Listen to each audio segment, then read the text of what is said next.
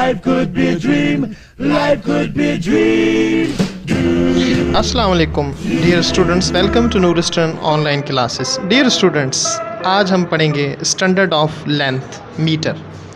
The metre is a length of the path travel by light in vacuum during a time interval of 1 divided by 299792458 of a second.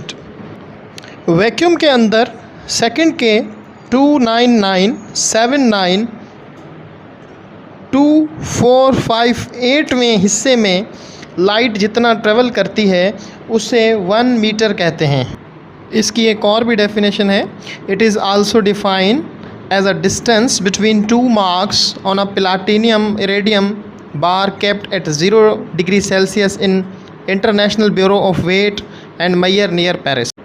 Platinum और iridium की सलाख के 2 निशानों के दरमियान के फ़ासले को metre कहा जाता है, जो पेरिस के नज़दीक एक बैनुल अक़वामी ओज़ोन पैमाइश के म्यूज़ियम में 0 डिग्री सेंटीग्रेड पर रखा हुआ है।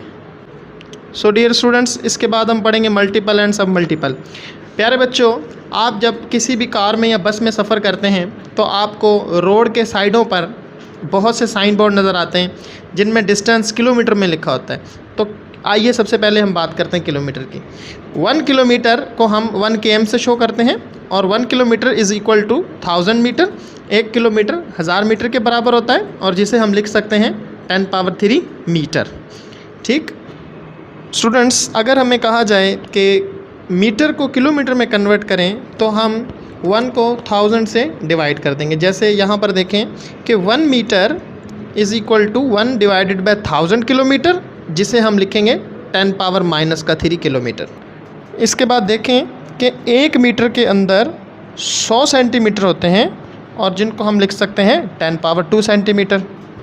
इसी तरह अगर आपको कहा जाए कि सेंटीमीटर को मीटर में कन्वर्ट करें तो आप 1 को 100 से डिवाइड कर देंगे। अब यहाँ पर देखें कि 1 centimetre is equal to 1/1000 metre which is equal to 10⁻² centimetre.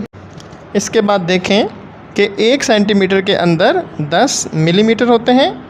फिर इसके बाद आप देखें कि 1 मीटर के अंदर 10 लाख माइक्रोमीटर होते हैं, जिसे हम लिख सकते हैं 10⁻6 माइक्रोमीटर। स्टूडेंट्स, अगर आप इन मल्टीपल और सब मल्टीपल को अच्छी तरह समझ लेंगे तो इनसे आपको इस चैप्टर की प्रॉब्लम करनी बहुत आसान हो जाएंगी। ओके स्टूडेंट्स, लेंथ से रिलेटेड एक प्रॉब्लम है हमारे पास। Problem number 2.3। The radius of hydrogen atom is 0.53 × 10⁻⁻10 metre. Convert it in centimetre, millimetre and nanometre. सबसे पहले हम इसका डेटा बनाएंगे कि हमें रेडियस ऑफ हाइड्रोजन एटम जो मिला हुआ है वो कितना मिला हुआ है, is equal to R is equal to 0.53 × 10⁻⁻10 मीटर। इसको हमने कन्वर्ट किस में करना है, radius of hydrogen atom in, सबसे पहले हमें इसे कन्वर्ट करना है सेंटीमीटर के अंदर। फिर दूसरे नंबर पर हमें इसे रेडियस ऑफ हाइड्रोजन एटम को कन्वर्ट करना है मिलीमीटर के अंदर। और तीसरे नंबर पर हमें रेडियस ऑफ हाइड्रोजन एटम को किस में कन्वर्ट करना है,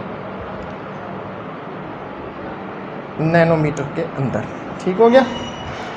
अब हम इसका सॉल्यूशन करेंगे।